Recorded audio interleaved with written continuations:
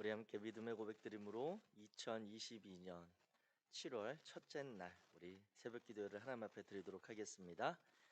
나는 전능하신 아버지 하나님 천지의 창조주를 믿습니다. 나는 그의 유일하신 아들 우리 주 예수 그리스도를 믿습니다. 그는 성령으로 잉태되어 동정녀 마리아에게서 나시고 본디오 빌라도에게 고난을 받아 십자가에 못 박혀 죽으시고 장사된 지 사흘 만에 죽은 자 가운데서 다시 살아나셨으며 하늘에 오르시어 전능하신 아버지 하나님 우편에 앉아 계시다가 거기로부터 살아있는 자와 죽은 자를 심판하러 오십니다. 나는 성령을 믿으며 거룩한 공교회와 성도의 교제와 죄를 용서받는 것과 몸의 부활과 영생을 믿습니다. 아멘. 찬송가 354장입니다. 찬송가 354장.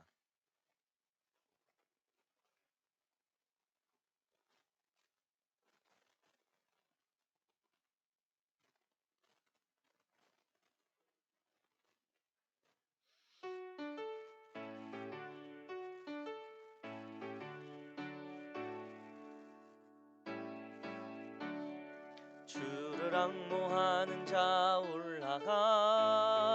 올라가 독수리같이 모든 싸움 이기고 근심 걱정 벗은 후 올라가 독수리같이 주 앙모하는 자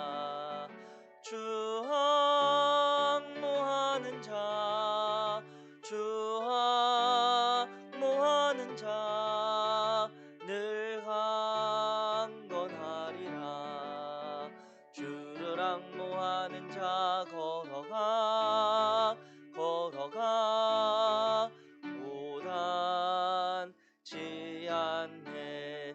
길을 잃은 양떼를 두루 찾아다니며 걸어가 고단치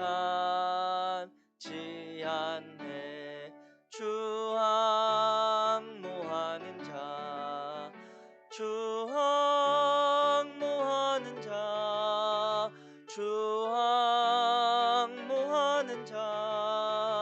늘 강건하리라. 주를 앙모하는 자 달려가 비고치 않네. 천소문을 향하여 면류관을 얻도록 달려가 비고치 않네. 주 앙모하는 자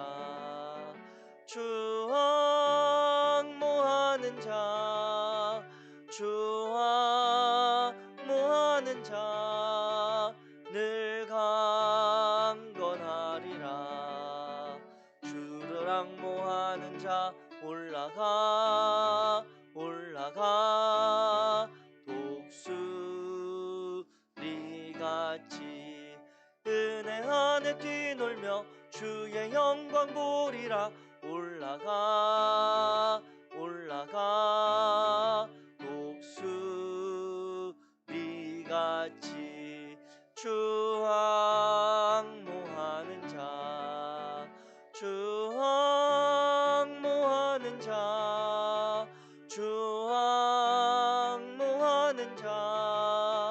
늘 강건하리라. 아멘. 오늘 함께 읽으실 하나님의 말씀은 역대상 18장입니다. 구약성경 역대상 18장.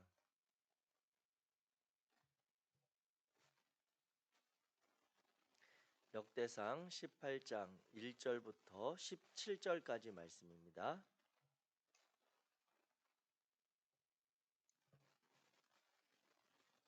제가 가진 성경으로 구약성경 638페이지 역대상 18장 우리 1절부터 한 목소리로 같이 읽겠습니다. 시작.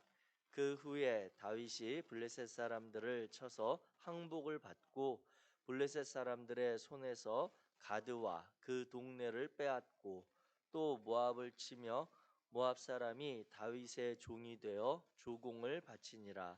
소바 왕 하닷 에셀이 유브라데 강가에서 자기 세력을 펴고자 하매 다윗이 그를 쳐서 하맛까지 이르고 다윗이 그에게서 병거 1000대와 기병 7명과 보병 2만 명을 빼앗고 다윗이 그 병거 100대의 말들만 남기고 그 외의 말들은 다 힘줄을 끊었더니 다메섹 아람 사람이 소바 왕 하닷 에셀을 도우러 온지라.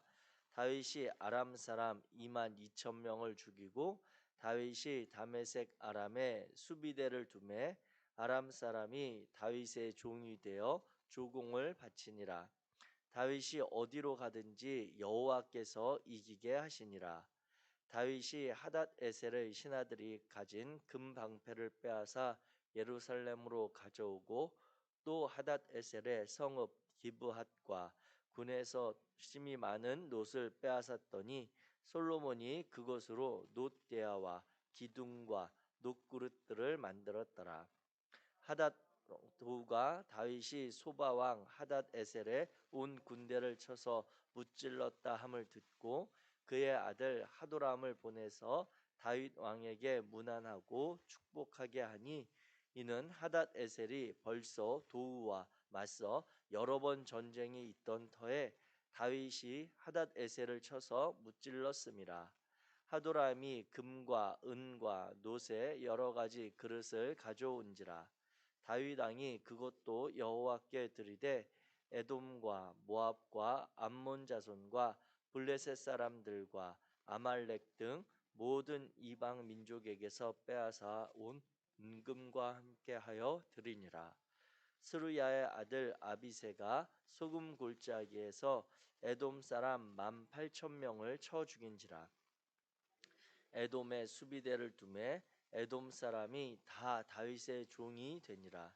다윗이 어디로 가든지 여호와께서 이기게 하셨더라. 다윗이 온 이스라엘을 다스려 모든 백성에게 정의와 공의를 행할세. 스루야의 아들 요압은 군대 사령관이 되고 아힐룻의 아들 여호사밧은 행정장관이 되고 아히두베의 아들 사독과 아비아달의 아들 아비멜렉은 제사장이 되고 사오사는 서기관이 되고 여호다의 아들 브나야는 그렛 사람과 블렛 사람을 다스리고 다윗의 아들들은 왕을 모시는 사람들의 우두머리가 되니라. 아멘. 오늘 우리가 역대상 18장의 말씀을 함께 읽었습니다. 이제 역대상 18장부터 이제 20장까지는 다윗이 행하였던 전쟁들에 대한 기록입니다. 그래서 그 전쟁 활동에 대한 기록으로 결국 그 나라들을 다윗이 정복하고 모든 주변 나라들로부터 점령하여서 조공을 받는 그런 왕국을 다윗 시대에 이루었다라고 하는 것이 이제 그 주된 골자의 내용이라 하겠습니다. 그래서 이 역대상 18장부터 20장까지의 그 내용을 한마디로 한다면 이상적인 국가, 이상적인 이제 하나님의 나라가 실현되었다라고 하는 것을 보여주면서 점점 하나님께서 약속하신 그 이스라엘 민족들을 출애굽시키는 과정 가운데 그리고 그 이전에 아브라함에게 약속하셨던 그 약속의 땅이 온전히 이루어져 가는 것을 18장부터 해서 이제 보여주고 있는 것이죠. 특히 이 18장에 보면 이제 다윗이 이방 나라들, 이방 민족들을 정복하면서 전리품을 빼앗아서 그것들로 하나님의 성전을 세우는 일들에 준비하였다라고 하는 것이 이제 역대기를 기록한 기자의 그런 입장입니다. 그래서 이제 1절부터 13절까지 내용을 보면 다윗이 승승장구했다라고 하는 것을 이제 기록해 주고 있습니다. 그래서 주변의 모든 나라들, 특히나 오늘 본문에 보면 항상 이스라엘 민족의 가장 큰 대적이었고 하나님께서 그들과 전쟁을 그치지 말 것을 주문하셨던 블레셋, 블레셋 사람들을 결국 쳐서 항복을 받아냈다라고 하는 것이 이제 18장 1절부터 시작을 하고, 그 가운데 블레셋은 5도시의 연합 국가였는데 그 중에 가드라고 하는 그 지역은 이제 그 땅을 빼앗았다라고 하는 것까지 기록이 되어 있습니다. 그리고 나서 이제 모압, 아람, 암몬, 에돔과 같은 그러한 지역들을 점령한 사건이 쭉 나옵니다. 그래서 오늘 본문에 나타난 이 그 다윗이 18장에서 점령한 지역들을 이제 약간 우리가 지식적으로 한번 지도상으로 한번 구조를 따져 본다면, 이스라엘 민족들이 출애굽한 이후에 저 아래쪽에 있었던 애굽에서부터 이제 그 시내 광야를 거쳐서 이 요단강을 기준으로, 제 마이크를 기준으로 여기가 이제 요단강이라고 한다면, 요단강 이쪽 우리 동편에서부터 이렇게 넘어와서 가나안 땅, 그리고 지중해에 있는 이 지역이 이제 블레셋하고 같이 살던 지역인데, 이 지역에 정착하면서 주로 이 지역만 정복하고, 항상 그 사무엘 상하, 열왕기 상하에 보면 이 요단강 서편에 이스라엘 민족들이 두 지파 반이 살잖아요. 므낫세, 갓, 그 르우벤, 므낫세 반지파하고 갓지파가 이렇게 두 지파 반이 거기 있는데, 그 넓은 이 대륙 쪽으로의 땅에는 아직도 많은 나라들이 있었거든요. 그래서 끊임없이 전쟁이 그곳에 있었던 나라들과의 전쟁입니다. 그래서 이 요단강을 기준으로 본다면 위쪽에 이제 아람이 있고, 그 바로 아래 암몬이 있고, 그 아래 모압이 있고, 가장 아래쪽에 이제 에돔, 이렇게 있는데, 이 지역이 항상 이스라엘과, 즉 사울 왕 때에도 그랬고 다윗 왕 때에도 계속해서 전쟁을 치렀던 나라들이 이 나라들인데, 이 지역을 결국 다윗이 다 정복했다라고 하는 것이 오늘 본문에 나타나 있고, 본문에 특별히 이제 3절에 나오는 소바 왕 하닷 에셀이 유브라데 강가에서 자기 세력을 펴고자 할 때라고 하는 것은, 요단강이 여기라고 한다면 내륙적으로 조금 더 가면 있는 강이 이제 유브라데강, 티그리스 강입니다. 그러니까 그 조금 더 먼 지역에 있었던 소바 왕 하다데셀의 그런 세력까지도 다윗의 왕국이 넓어졌다라고 하는 것을 이 본문이 이제 설명해 주고 있는 것이죠. 그래서 이 상황들을 본다면 단순히 그냥 여러 나라들을 정복했구나가 아니라, 우리가 이제 역대기를 쭉 이렇게 보고, 지금 사무엘 상하부터 해서 우리가 새벽기도 시간에 한 장씩 이 내용을 볼 때 끊임없이 전쟁을 치렀던 나라들에 대해서 최종적으로 정복해가는 과정 가운데 한번 구조를 이해하시면 좋을 것 같아서 설명을 드립니다. 그런데 이제 이 본문을 읽다 보면 소바왕 하다데셀의 그 세력을 다윗이 이긴 것을 보고 특별히 또 찾아오는 사람들이 있죠. 그게 이제 9절 말씀, 10절 말씀에 보면 이제 소바왕 하다데셀과 그 이전에 적대 관계에 있었던, 전쟁을 치르던 하맛 왕인 도우가 자신의 아들 하도람을 보내서 다윗이 이 소바왕 하다데셀을 무찔렀다는 이야기를 듣고 그것에 대한 감사의 표현을 하는 이야기가 9절 10절에 나옵니다. 그래서 다윗이 하다데셀을 쳐서 무찔렀습니다. 하도람이, 즉 하맛 왕 도우의 아들 하도람이 금과 은과 놋그릇 여러 가지 그릇을 가져와서 그에게 자신들의 외교적인 이런 관계들을 맺어가는 모습을 보게 됩니다.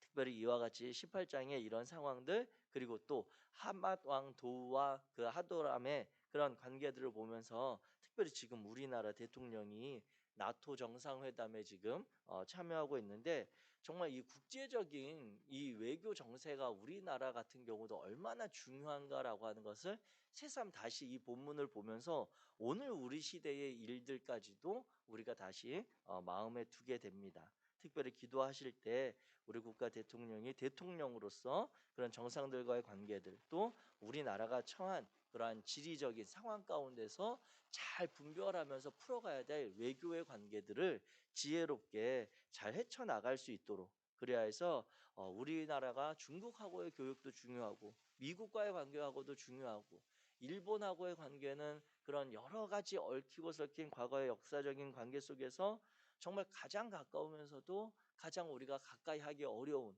그런 관계도 또 필요하다면 지혜롭게 풀어가야 될 그런 일들도 있고, 러시아와의 관계들도 우리가 이제 유럽에 진출하기 위한 그런 경제적인 그런 상황들을 볼 때 쉽게 결정할 수 없는 그런 여러 가지 상황들을 보면서 정말 우리 국가 대통령을 위해서 우리가 다시 한번 기도해야 된다는 그런 마음을 새삼 깨닫게 됩니다. 이와 같이 이 역대상 18장을 통해서 다윗이 하나님의 이 전쟁을 이기게 하신 그 사건을 고백하고 있습니다. 특별히 오늘 본문에 보게 되면 6절과 그리고 13절에 두 번에 걸쳐서 다윗의 이 승리, 다윗이 승리함 가운데 많은 전리품과 귀한 것들을 얻게 된 그 결론에 대해서 한마디로 정리하는데 그 표현이 이것이죠. 다윗이 어디로 가든지 여호와께서 이기게 하시니라. 다윗이 어디로 가든지 그가 얻었던 그 승리는 다윗의 용맹함, 다윗의 똑똑함, 아니면 다윗에게 있었던 장수들의 그러한 노력도 있지만 그것들보다 무엇보다 하나님께서 그를 이기게 하셨다라고 하는 역대 기자의 평가와 그리고 그 믿음의 고백이 있다라고 하는 것입니다. 오늘 저와 여러분들의 삶의 자리 가운데 무엇보다 하나님의 함께 하심의 복이 있으시기를 주의 이름으로 축복합니다. 우리가 하루를 살아갈 때 여러 가지 만남과 관계들 그리고 우리가 마땅히 감당할 일들에 있어서 하나님께서 우리 각자에게 주신 그런 개인의 개성과 장기들이 있죠. 남들보다 뛰어난 우리 각각 우리만의 나만의 그러한 강점들이 있습니다. 그것들도 하나님께서 우리의 삶을 헤쳐나가는데 우리가 하루의 시간을 보내고 여러 관계들에서 맡겨진 역할과 책임을 감당하는데 하나님께서 주신 귀한 은혜 맞지만 또 그곳에 필요한 대로 하나님께서 우리를 돕는 손길들, 동역하는 이들을 붙여주심도 분명히 하나님의 도우심 맞지만 근본적으로는 하나님께서 우리와 함께 하셔야 된다라고 하는 것입니다. 우리 각자에게 주신 하나님의 그러한 고유한 능력과 우리 곁에서 돕는 이들, 여러 가지 상황, 시간적인 그러한 은혜와 도움을 아울러서 그 이전에 하나님께서 하나님의 자녀된 우리들을 붙들고 가시는 그 일들이 무엇보다 중요하다 하겠습니다. 그래야 해서 저와 여러분들이 오늘 하루를 지내실 때 정말 여러 가지 우리가 예기치 못한 일들 또 우리가 계획하고 있었던 일들 가운데도 하나님이 그곳에 함께 하셔서 우리를 통해 하나님의 자녀들의 삶의 모습, 하나님이 이 어려운 시대를 헤쳐나가게 하는 그러한 당신의 자녀들의 삶의 모습을 오늘 하루 증거되어지는 복된 하루가 되시기를 주의 이름으로 축복합니다. 이와 같이 다윗이 여러 전쟁들을 그리고 여러 국가들과의 관계 속에서 전쟁을 승리에 이끌어갔던 그것은 결국 그 일이 하나님의 도우심이었고 다윗은 그 일들을 지혜롭게도 자신이 이룬 것으로 여기지 않고 이와 같은 고백, 믿음의 고백에 담아서 온전히 하나님께 그 모든 것들을 돌려드리는 것을 오늘 본문은 또한 기록하고 있습니다. 다윗이 이 전쟁을 통해서 얻게 된 금과 은과 또 놋그릇과 이 놋의 소중한 그런 전리품들을 오늘 본문에 보면 이제 8절과 그리고 또 10절에 보면 그 모든 것들을 하나님의 성전을 짓는 데 사용되는 그러한 일들로 다윗은 준비하고 있습니다. 즉 역대 기자의 평가는 무엇이냐면 다윗이 비록 많은 전쟁, 수많은 전쟁을 치렀지만 그 전쟁은 하나님의 성전을 짓기 위한 준비 과정에 있어서 필요한 것들이었다라고 하는 평가입니다. 앞선 우리가 17장 내용을 생각해 보게 될 때 다윗이 자신의 화려한 왕궁, 호화로운 왕궁, 평안한 그런 왕궁에 있으면서 하나님의 언약궤가 장막 안에 있는 것을 보며 하나님을 위하여 내가 하나님의 성전을 지어드려야 되겠다는 마음을 갖지 않습니까? 그런데 그 마음을 갖고 그 일들에 대해서 처음에는 나단 선지자도 너무 좋은 일이라고 이렇게 평을 하면서 그 일을 지지했지만 하나님께서 나단 선지자에게 들려주시고 깨닫게 하시는 그 마음을 통해 주신 음성은 무엇이었냐면 다윗이 피를 많이 흘려서 다윗의 손에 지어진 성전이 아니라 그 마음을 받아 그 아들에게서 성전을 짓도록 하겠다라고 하는 그 말씀을 주시잖아요.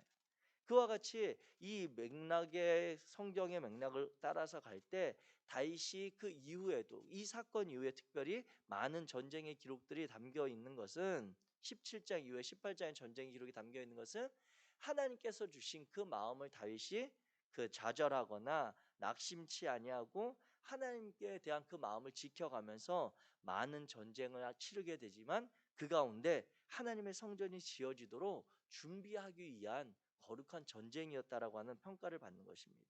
즉 다윗의 전쟁은 성전을 건축하기 위한 준비 과정이자 솔로몬의 때에 성전이 지어지고 하나님의 백성들이 안정을 찾아 삶을 일구어가는 평안의 때를 그때를 위한 필요한 것이었다라고 하는 것으로 오늘 본문 18장은 이야기해주고 있는 것입니다.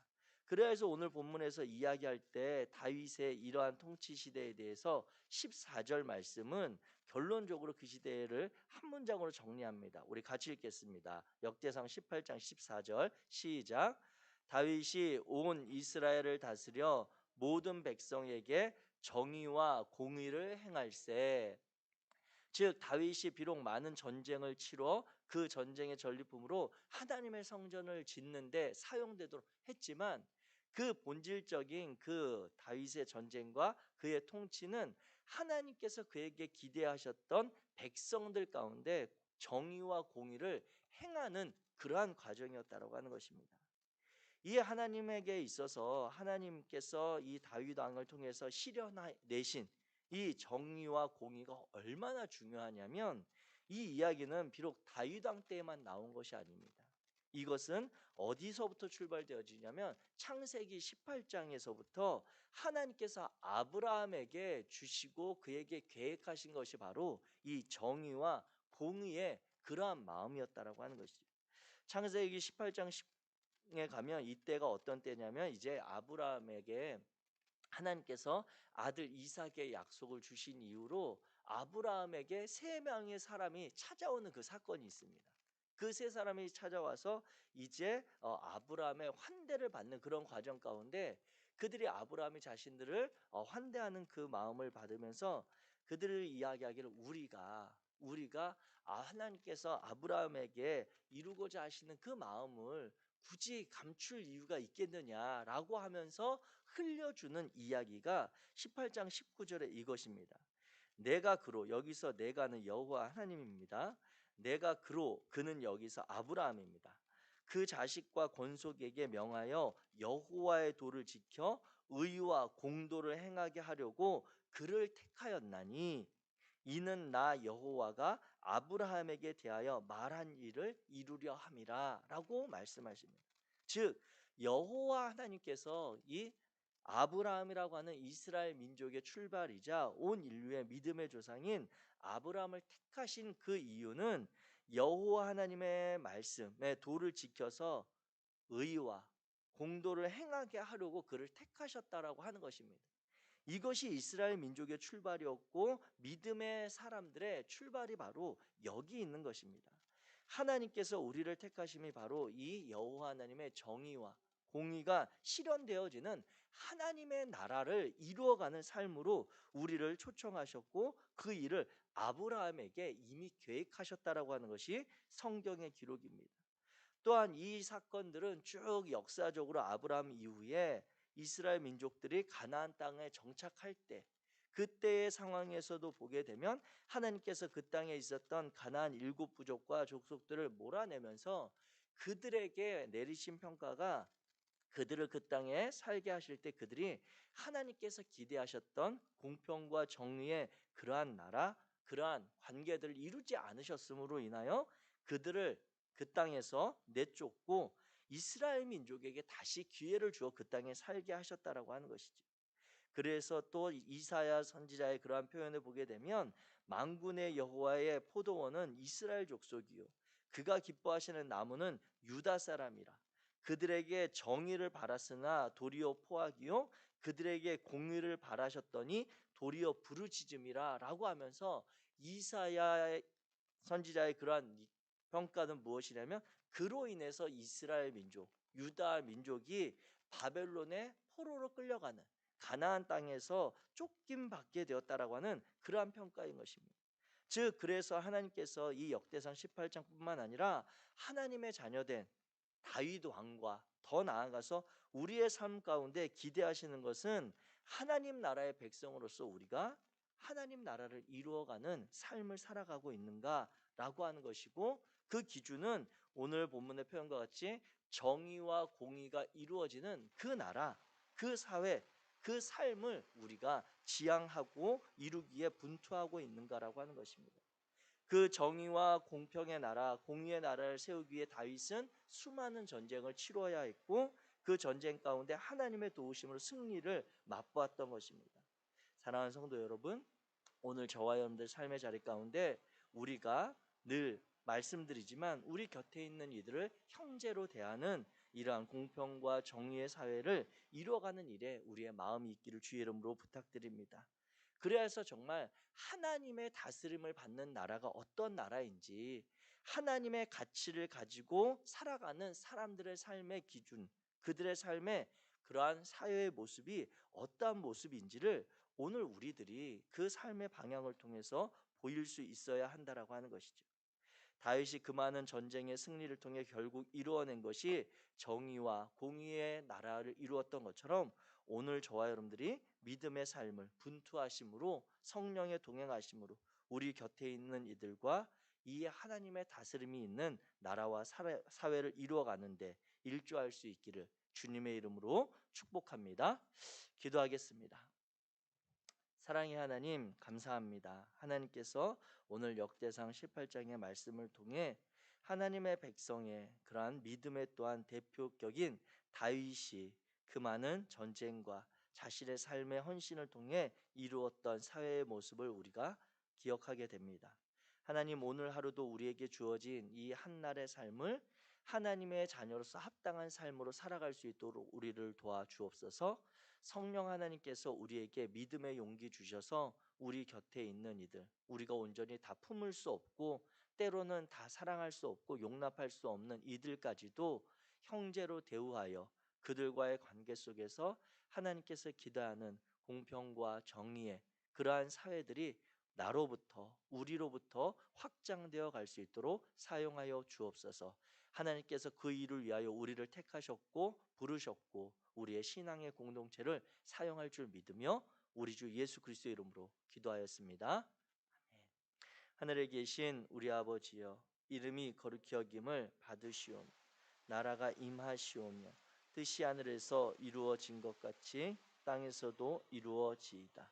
오늘 우리에게 일용할 양식을 주시옵고 우리가 우리에게 죄 지은 자를 사하여 준 것 같이 우리의 죄를 사하여 주시옵고 우리를 시험에 들게 하지 마시옵고 다만 악에서 구하시옵소서. 나라와 권세와 영광이 아버지께 영원히 있사옵나이다. 아멘.